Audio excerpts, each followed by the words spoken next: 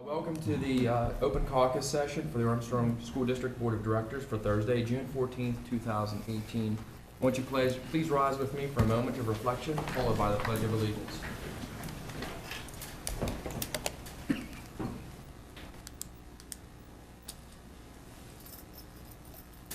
And now the Pledge of Allegiance.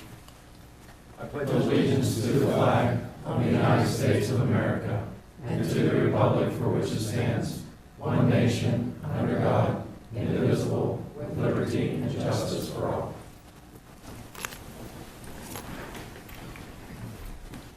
Roll call. Mr. Verdell. Here. Ms. Bowser. Here. Mr. Chauncey. Here. Mr. Elkin. Here. Ms. Lote. Here. Dr. Lobby. Here. Mr. Mulroy. Here. Mr. Scaife. Here. Mr. Smith. Here.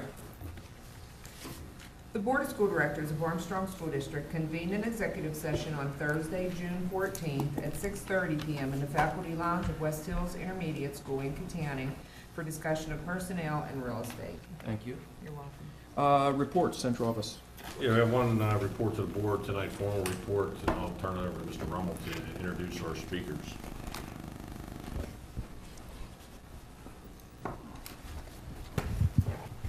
Good evening.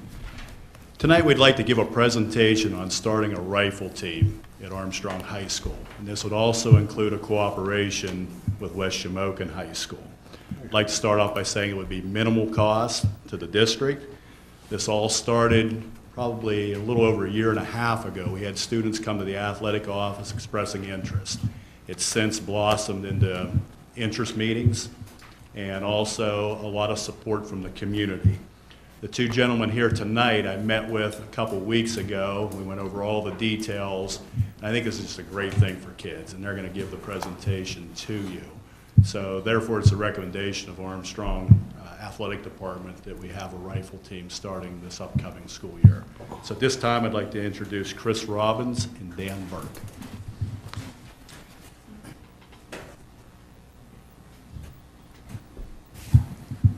Good evening, ladies and gentlemen of the school board. My name is Chris Robbins. I've worked in Armstrong County for about 21 years. I'm a law enforcement officer here in Armstrong County with the Commonwealth. With me is Mr. Dan Burke, local businessman. As Mr. Rummel said, and I thank him for the time, and I thank you folks for your time to let us to put this presentation before you, is that I've been approached to kind of lead this challenge as far as the head coach of this team. Through some informal polling, there are approximately 62 kids that have expressed interest just at the junior and senior high for this concept. A little bit about this concept is we're trying to do this with very minimal cost to the district. It is a somewhat expensive sport, and the community, there's a tremendous amount of proposed financial backing behind us. And like I said, we're trying to do this with no cost or very little cost. Our goal is to form an Armstrong High School small bore rifle team to compete in the WPIL High School Rifle Teams League starting in the fall of 2018. Just a very quick background is that there's over 5,000 high school teams nationwide. Many colleges also offer team participation along with scholarships. It's a path to potentially the Olympics and the service academies also. It's extremely safe with near zero incidents in over the last 50 years, and in my research, I struggled to even come up with one unsafe incident that occurred. Armstrong County has a very strong shooting heritage and the shooting community that supports this concept. Our goal is to be fully funded with various organizations with near zero cost to the taxpayers. The startup costs will include equipment such as rifles, ammunition, targets, etc. When we speak of rifles, this is not what you commonly think. If you are familiar with Olympic biathlon, we are talking about high precision, single shot, 22 caliber rifles. These are more of a precision instrument than what you would envision as your standard hunting rifle. We have, again, very outstanding community support in this endeavor. North Buffalo Sportsman's Club has already agreed to and put in their minutes that they will support the high school rifle team at zero cost for life in perpetuity. Basically, on the team, it's safety, safety, safety is the #1 goal. There will be certified range safety officers on hand, trained first responders, of which I am. The home range also has video surveillance. There's zero tolerance for inappropriate behavior on and off the team. The students will be required to sign a code of conduct for any inappropriate behavior. All members must learn proper firearm safety and be taught to do so. Safe, proper handling will be taught in a professional, safe, fun manner. These teach discipline, not violence, these school clubs. That's very important to us. These kids will make new friends. They'll become a valued member of the team. They're going to learn proper manners for the sport and for life. We're going to teach them to become the responsible young adults that we know that they're capable of. These are life skills to lead successful lives. The value of hard work and discipline will pay off for a better life. And character, integrity, and sportsmanship must be above reproach. This is a sanctioned sport by WPIL. Some of the surrounding teams would be Plumboro, Indiana, Butler, Trinity, and a few others. I think there's 18. There's 18 schools in the western section of WPIL. This is mostly a mental game to be successful. Better grades and better behavior with equals personal responsibility. I'm going to give you a quote real quick by Lydia Audlin of the Georgia Southern University. You can't become a quality shooter without becoming a quality person off the range too. The amount of focus just blends right into schoolwork. And I think that fits this to the T. This sport involves more brain than brawn. This is open to all kids regardless of ability or physical limitations. We're all inclusive because not every kid can be a football or baseball star. And every kid will be a valued team member. It is our goal to make this a reality, a success, and we want to be the best. There is a cadre of adults and in the hunting and fishing community, the rifle shooting community that really want to see this happen. And we are asking for your unbridled support to make this happen. Personally, I think this should have been done about 40 or 50 years ago, but here we are. And we're Armstrong County, and I want to be the best. I want our kids to bring home a trophy. Thank you. Mr. Burke? Thank you. Any questions? I provided Ms. Ambrose. I gave her, basically what I gave you was an outline of a proposal that I had written, and she has a copy that I believe she will disseminate to you also. But we are here to answer any questions that you may possibly have. Where's the range? What range would you be shooting at? It's North Buffalo Sportsman's Club. It's you'll be on, there, okay. you familiar, sir? Yes. Yeah. Anytime you deal with the whippeal, there's timelines associated with that.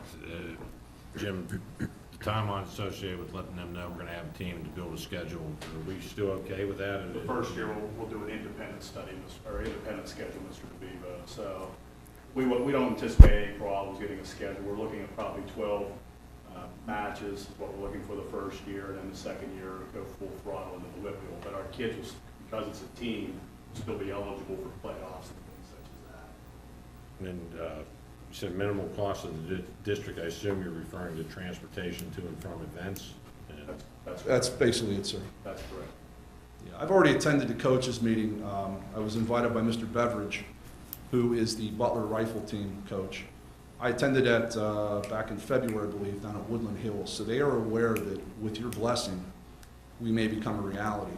And like I said, with the amount of children that have expressed interest, my own son, who will be a sophomore included, I want to be a powerhouse. I want our name on the map.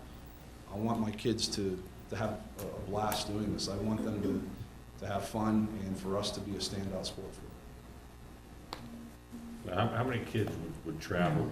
All of them? Like you said, you had 62 interests just at all. Yes, sir. This is similar to, I believe the best analogy would be a wrestling match. You take your cumulative shooters. Everybody has a score, okay? You have your top shooters, your intermediate, and your lower shooters. You have to compete to actually compete in the match. And you take your 10 shooters, and out of those 10 shooters, 8 of the scores count. Now, you can run side matches, but they don't count for like your whippeal standing. So out of the 62, you're going to see, and I just use that number because that's who expressed interest. Right. In reality, it's probably going to be half. So say 30, the kids will learn to compete, but everybody will get a shot. No pun intended. Sorry. Was there an interest survey done at West Shamokin as well? We've communicated with them as well, but we're certainly going to put it out to them as well. We're going to get the cooperation. Once we get your blessing, we'll put a cooperation out and get them involved as well. We want it available to all kids. I'm trying. Any other questions? Okay, for a tournament, you'll have 10 shooters. Yes, sir. Now, if it's a big fancy tournament, there's not going to be a lot of side. Is that correct? Correct. Once you move on to the championships and such, those kind of get whittled down, those numbers. It all depends. It depends on how well they do. Okay, so if we go to Butler for the first meet, how many scooters are you taking? 10 right off the top. I'm taking the top 10 who, And the other, whatever, will stay home? yes, sir. It's like a wrestling match. They have to Right. wrestle off or shoot off to qualify. Think of a qualification. Okay. Do they have JV, or is it just a straight across? It all going to depend on how many we get to actually sign up, whether it branches off into like a sub-team or not. We're going to see we have to manage it with personnel, of course, but that's all incumbent on who actually signs up. And basically, I can't really answer that yet until I know what numbers I have to play. We would explore that option from the athletics office as well, because to me, this is a sport, quite honest with you, I didn't know a whole heck of a lot about it. So I've done my research by talking to these gentlemen in other schools, and that's something we certainly would think of. If they offer JV, we'll do it. And your point about scholarships, my hometown is Du Bois, and they've had a very successful one. They had a lot of kids that have gone to West Virginia University and got the big one scholarships and went to school for nothing. I competed for that scholarship myself when I was in. So there wouldn't be any coaching salaries? No, I'm willing to do this for free. I believe in it that much. I don't need a salary. And when you retire? I can retire from the Commonwealth in 4 years and then I'll make it. Usually the first year, Dr. Lobby, when we establish a sport, that pretty much is a caveat that goes with it. No pay for the coach initially, and then we'll look at it. As long as this gentleman's willing to keep doing this, I mean, obviously, we're going to respect that, but obviously, we didn't budget for this. We already did the athletic budget 6 months ago, Right. so this wasn't budgeted. Okay. Any other questions? How expensive is that ammunition? You're looking at, I'll break it down to a box of 50, because Yeah. that's what most people, you're looking $8 to $9 a box roughly. And like I said, most of the funding, there's some organizations that have stepped up to the plate to fund that. Your rifles on average go from $2,500 to $4,500. Holy cow. Those would be your Anschutz and your Walthers. And how many of those would you need? At least, we're looking at 10, 9 right hand, 1 left hand, you gotta have a lefty. And the weapons would be stored at the gun club under lock and key, only accessible to the coaching staff and the president of the gun club, okay? And they would also be under video surveillance. Nothing would be on school property. And how Butler does it, and I would like to adopt this, is a student can use their own rifle. They're not gonna bring Grandpap's 22 because it's just not fair. They won't be able to compete. It's like trying to drive a Chevy Chevette in the Indy 500. If they do bring their weapon, they're physically escorted by a coaching staff with their parent from the moment they show up in the car to the moment they walk in the club and vice versa. That rifle, when these are precision instruments, so they're in a case. It's never more out of arm's reach of the coaching staff. So the name of the game is safety, safety, safety. There's no room for error with this. I am hyper aware of the politics sometimes that go into this, as far as what's going on in the country. This is completely opposite of what you see. Well, I think, I mean, there's some details, but I think what you're looking for is some overall support. And myself, I fully support this. I know that this has been talked about for a number of years. I've talked to David Zablocki down at the high school, and he's had been interested in it and seeing it put through. And I told him then, I said, I would fully support that. I think it's long overdue in this area. And I think you did a great job with your presentation and the plan so far, what I'm hearing. I mean, there's some details to certainly get into that we'll have to, have some discussions about, but if you're looking for initial support, you got mine. Thank you, sir. I really appreciate it. Do the people at the club have to get clearances since they're working with kids? No, the practices are closed to the public, and the club is reserved for our use only. It's closed to the membership. Myself and the other staff, of course, we will go through whatever steps are necessary. I don't foresee that being a problem with either one of us. But anything like that, think of them as renting me the building for my exclusive use, for my own private party, for the 2 or 3 hours. This is a winter sport. Practices 3:30, 4 o'clock to 5, about 2 hours a day. So it's all indoor? Yes, sir. It's on an indoor range. Butler has a range in their school underneath the stage. Yeah, it faces the state police barracks, I know that. Yeah, when the high school was built, they built a range with that. You know, when we had decided to, we talked about building this school and bringing communities together like Ford City and Katanning. These are the sorts of opportunities I was envisioning. When we were small, it would have been nearly impossible from a financial perspective, and maybe from an interest, I don't know. But bringing everyone together under one roof, I think this is what I've always thought could happen, opportunities like this, so. We're all Riverhawks at the end of the day. Absolutely. That's right. Any other questions? Thank you very much. Thank you, I really appreciate it, thank you.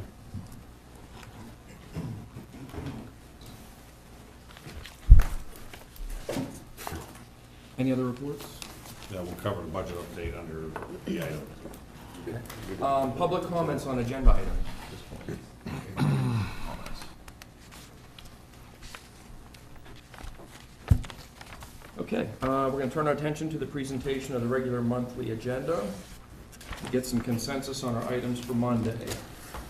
And we'll start with the minutes. We have the minutes for the open caucus session for May 10th, the regular meeting of May 14th, special meeting for May 24th, and that's it for the minutes. Do I have any changes to those minutes, any questions or concerns? If not, do I have consensus to add that to the agenda on Monday? Yes. Under bills, we have 4 bills: food service fund for May, capital projects for May, athletic fund of April 2018, and a presentation of bills for payment for May. Any questions from board members on bills? If not, do I have consensus to add that to the agenda on Monday? Yes. Personnel. All right, the next category is education. Education 1, 2018-19 student transfer requests, pretty standard there. Ed 2 is a co-op agreement with Mount Aloysius College regarding the college and high school program. I would assume nothing to report out on that. Those are standard requests. Yeah. Okay. Do I have consensus to add Ed 1 and 2 to the agenda on Monday? Yes. Business, lots of items here. Business 1, do you want to handle each? We go through this? I'll go through them. Okay, great, thank you. Business one, it's agreement with Comcast to add additional internet connection. It's gonna run our bandwidth, additional bandwidth, just make us a little bit stronger instead of just relying on one pipe we're gonna go on. It's actually to upgrade the existing connection that we have. The price was very good. $554 a I month. believe that was an additional $300-ish, correct, Chris? That'll be E-ratable too, so we'll get right around 60% back. And it will strengthen our network, help us divide some of the internet traffic that we have now to provide better service out to all the building. Biz 2, purchase of 130 desktop computers for business labs with West Shamokin and Armstrong Junior Senior High School. This is in the upcoming budget, budgeted for. And those, my understanding is those computers that are being taken out will funnel down to the elementary schools that need newer ones. That's correct. Business 3, 4, and 5, they're just our agreements with the ambulance services for coverage out the West Shamokin area as well as the Armstrong Junior Senior High School for athletic events. Business 6, consideration asking for, the food service department's asking for a 15-cent increase in lunch price on the secondary level. On the elementary level, we still have the free program. We're suggesting going from $2.60 to $2.75 for lunch on the secondary level. And that's the recommendation of Mrs. Fee and the food service department. 7 is another food service thing, just annual. We permission to authorize advertisement for food and supplies, bidding that out, or purchasing from a cooperative purchasing. We'll go out, solicit prices, get the best price possible, but we always ask for permission to do that. Business 8, again, the ESS Insurance Group out of Katanning here is our broker, and the overall coverage for, the overall price for all our different coverages, the commercial package, boiler machinery, our liability, et cetera, even workers' comp, is $498,318. Everything, the comp has gone up a little bit. We had our mod, which is the factor that determines, your comp rate every year based on your overall payroll has gone up a little bit because we've had some workers' comp cases, some expensive ones. So it is going up a little bit from the previous year. That is our overall for our insurance is just shy of $500,000. How often do we go out and maybe start looking at, We price this every year. There's different companies that they go to. CM Regent, who took over PSB Insurance Services, they bought them out. They're the biggest player in PA. There are some other ones like Utica, but we do have ESS every couple of years go out and market our products, but typically comes back with the same ones. And even with the comp, we used to have PSBA. Right now, we went to Highmark, but they got bought out by what's called Brick Street. So Brick Street is who our coverage is with now. UPMC is a player, Brick Street's a player, and so is PSBA, and she does market that also. you're satisfied with ESS? No, yeah, very satisfied, yeah. Excuse, compared to last year, are we about the same, close? John? Our everything except the comp is relatively the same, yes. Okay. And one thing we are considering that is not on here yet is cyber insurance. We do not have coverage for that right now. We do have some in our packages, but we're looking at another actually extended cyber coverage because of everything that's happening out there. And we're looking at pricing anywhere between $8,000 and $15,000. So probably come to you next month with permission to do that because I think that's something we should have. And I think that Mr. Clausen would concur with that. Just so that, I don't mean it, is it okay to? Yep. Those coverages, what's really occurring is if you would have a breach, the insurance company does everything for you as far as notifying people who are required to be notified and follow up things you have to do to correct it, as well as sometimes you have to offer, I'll say victims, some, not compensation, but an additional service they can take advantage of. But it's not so much the expense as it is that they provide all the paperwork and things you have to do afterwards as part of their coverage.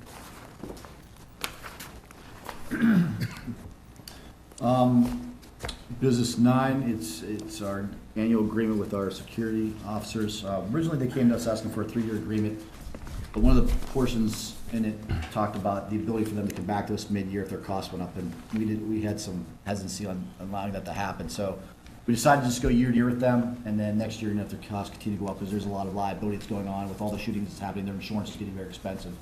So this is about a 50-cent increase per hour, which we didn't, add additional security guards to all our buildings in the middle of the year.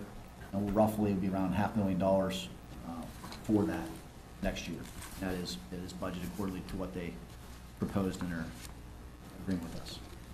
And we're very satisfied with them. I know they work closely with the administration, each building, and as well as John Fair. I'm going to skip over 10 because it's the budget one. We'll go back to it. Business 11, homestead, farmstead exclusion.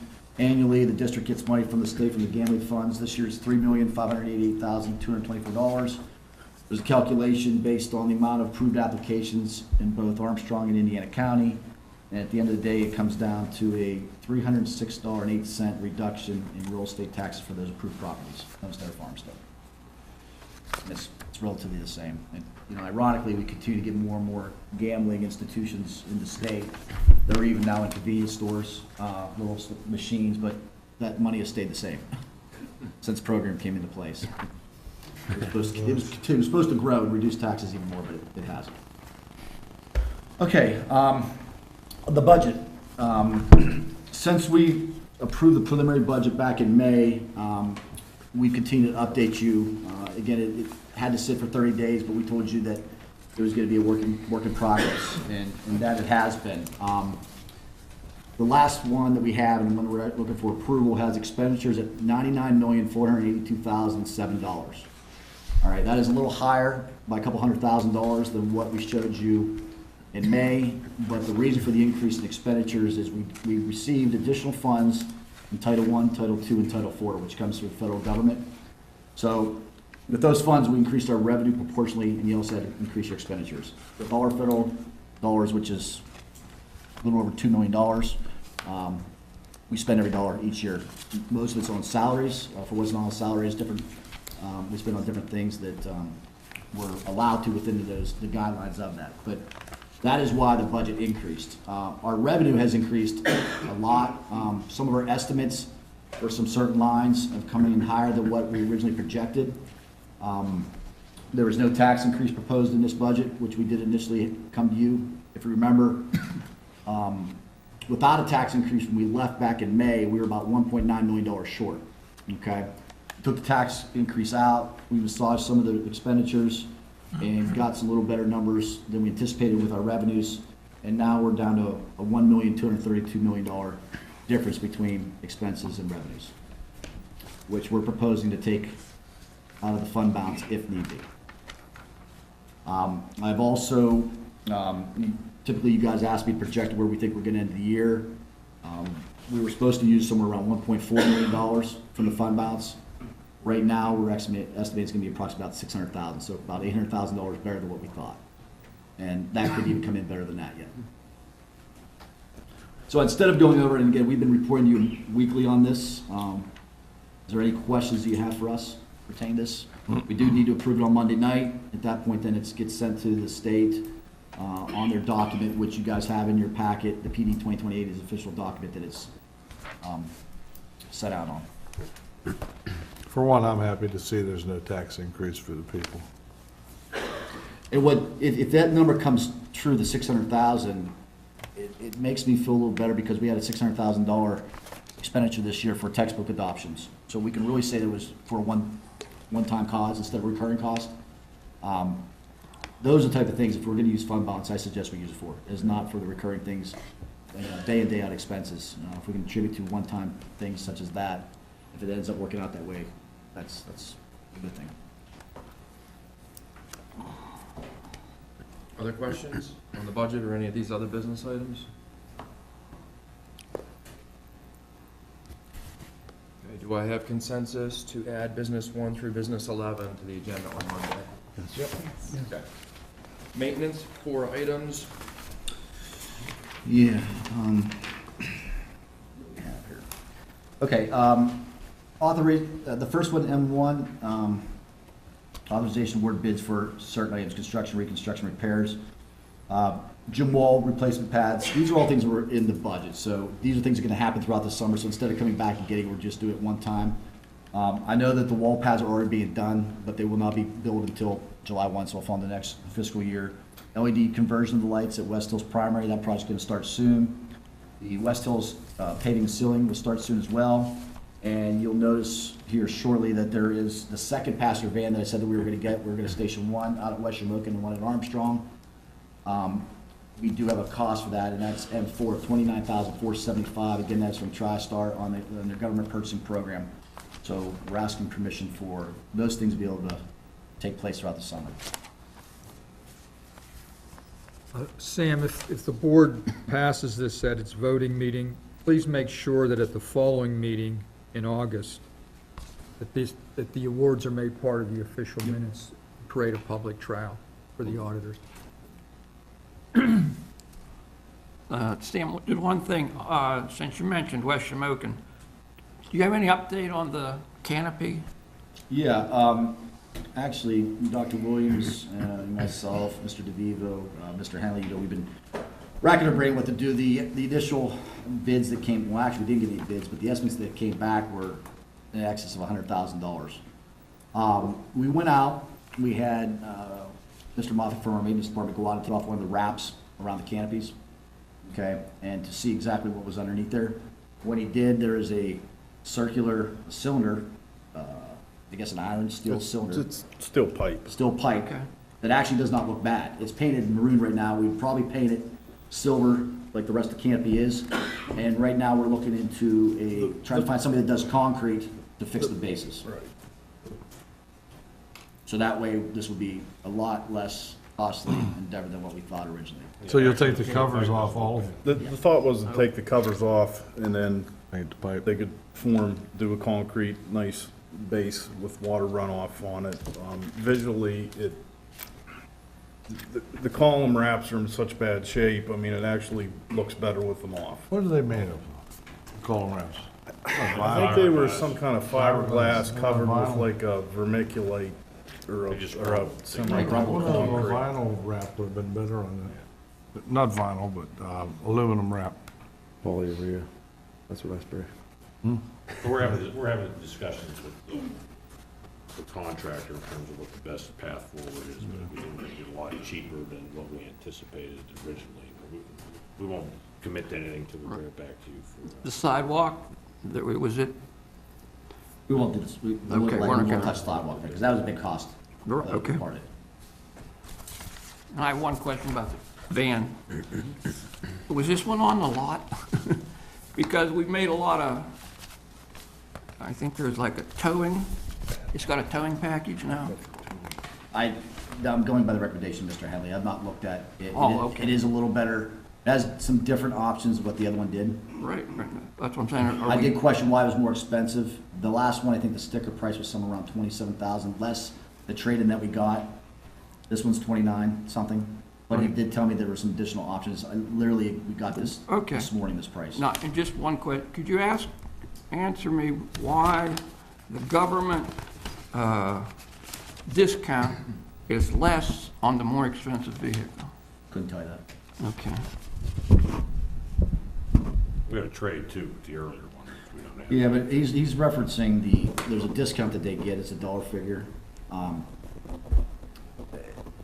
I don't know that. Couldn't tell you the answer to that. I could ask them that and have an answer for you Monday. Okay, I just, over $1,000, I'm just curious. Any other questions from M1 through M4? Consensus to add those items to the agenda? Yep. Student transportation services, approval of bus drivers. About consensus to add that to the agenda? Policy, 4 items under policies, or solicitor will highlight any of those? You've got 4 policies and a number of attachments and guidelines that go with them. Policy item number 4 is simply changing the substitute wage rate for service technicians, so that's self-explanatory. Policy item 2 has to do with our school wellness program. The major change there is that we previously had in our policy that we would not use food as a reward or incentive or a punishment. I'm not quite sure I use it as a punishment unless you make them eat something that they don't like. Well, we're not allowed to starve children. But what it is, the federal regulations have allowed you to use food as an incentive or reward on a limited number of bases. So this policy is being amended to allow that. And it's primarily in areas that are non-sold food. Non-sold food by us, where kids may get something if they sell so many candy bars for the band and things like that.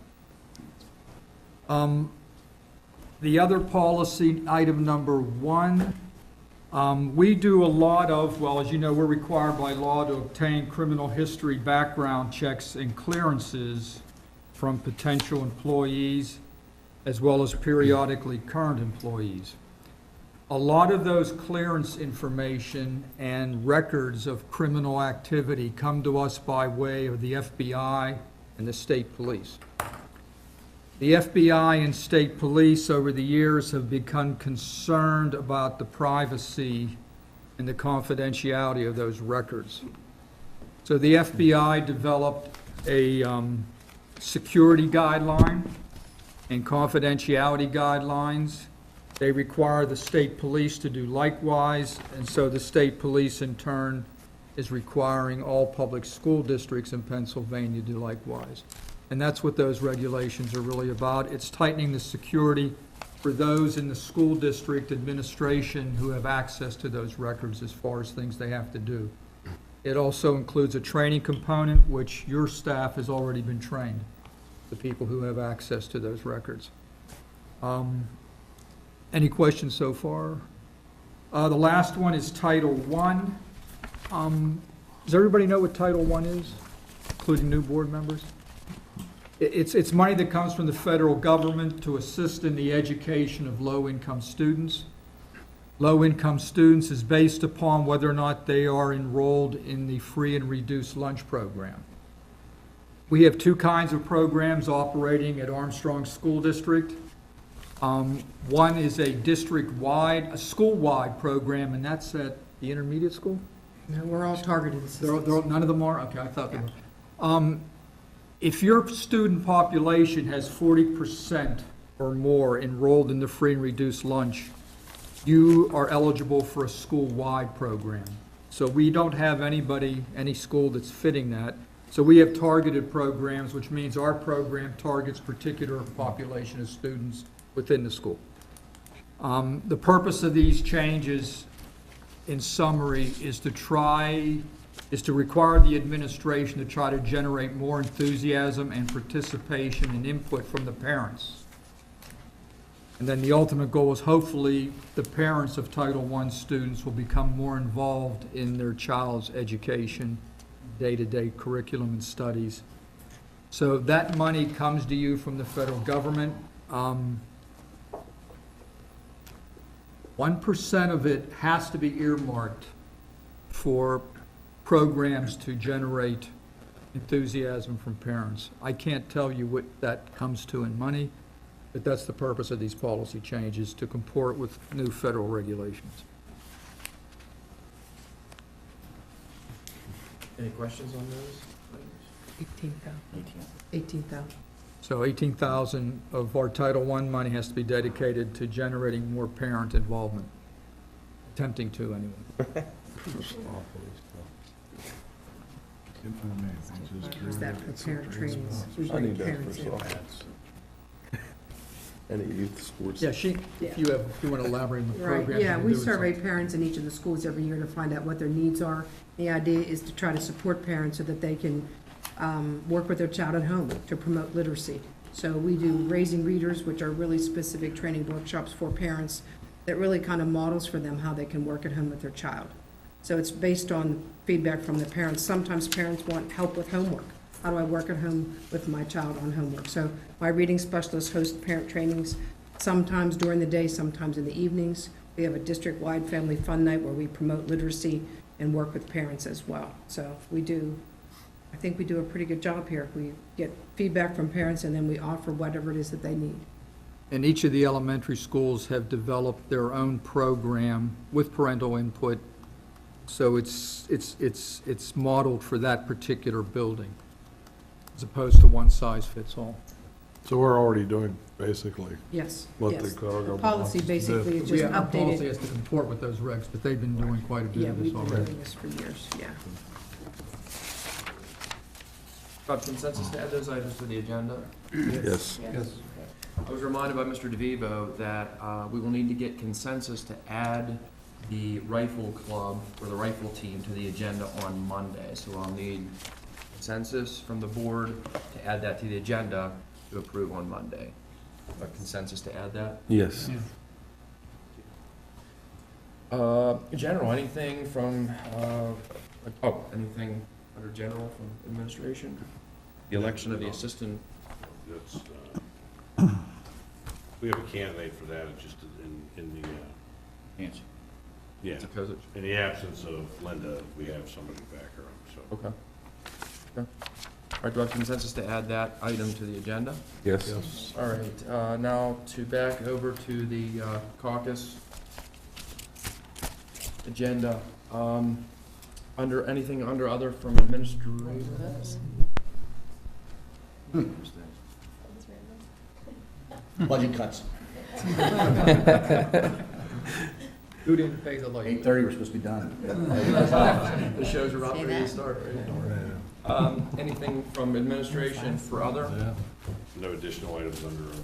Anything from board members under other? Can I get a motion to adjourn the meeting? Dr. Lobby, can I have a second? Mr. Burdell, all those in favor signify by saying aye. Aye. Meeting adjourned, thank you.